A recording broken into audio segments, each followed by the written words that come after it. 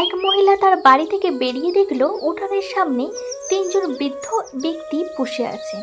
তিনি তাদের কাউকেই চিনতে পারলেন না, তাই বললেন, আমি আপনাদের কাউকেই চিনতে পারলাম না, কিন্তু আপনারা হয়তো খুবই ক্ষুধার্ত। আপনারা ভিতরে আসুন, আমি আপনাদের খাওয়ার ব্যবস্থা করছি।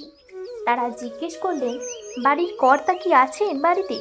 মহিলা বললেন, তিনি বাইরে গেছেন। তাহলে আমরা আসতে পারবো না।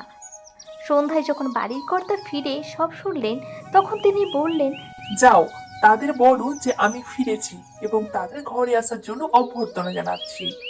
মহিলা বাইরে গেলেন এবং তাদের ভিতরে আসতে বললেন, কিন্তু তারা বলল। আমরা এইভাবে যেতে পারি না। মহিলা জিজ্ঞেস করলেন, কিন্তু কেন, আবার কি সমস্যা?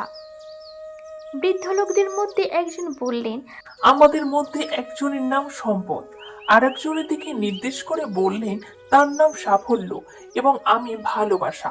এখন আপনি ভেতরে কি সিদ্ধান্ত নিন, আমাদের কাকে আপনি ভেতরে ঢুকতে দিবেন।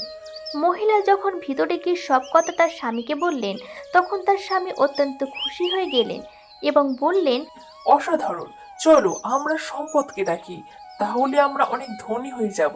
তার স্ত্রী এতে সম্মতি দিলেন না। না, আমার মনে হয় আমাদের সাফল্যকে ডাকা উচিত। তাদের মেয়ে ঘরের অন্য প্রান্তে বসে সব শুনছিল। সে বলে উঠল, তোমাদের কি মনে হয় না আমাদের ভালোবাসাকেই ডাকা উচিত? তাহলে আমাদের ঘর ভালোবাসায় পূর্ণ হয়ে উঠবে। লোকটি বলল, ঠিক আছে, আমরা তাহলে আমাদের মেয়ের কথাই শুনবো। তুমি বাইরে যাও এবং ভালোবাসা কি আমাদের অতিথি হিসেবে ডেকে নিয়ে এসো।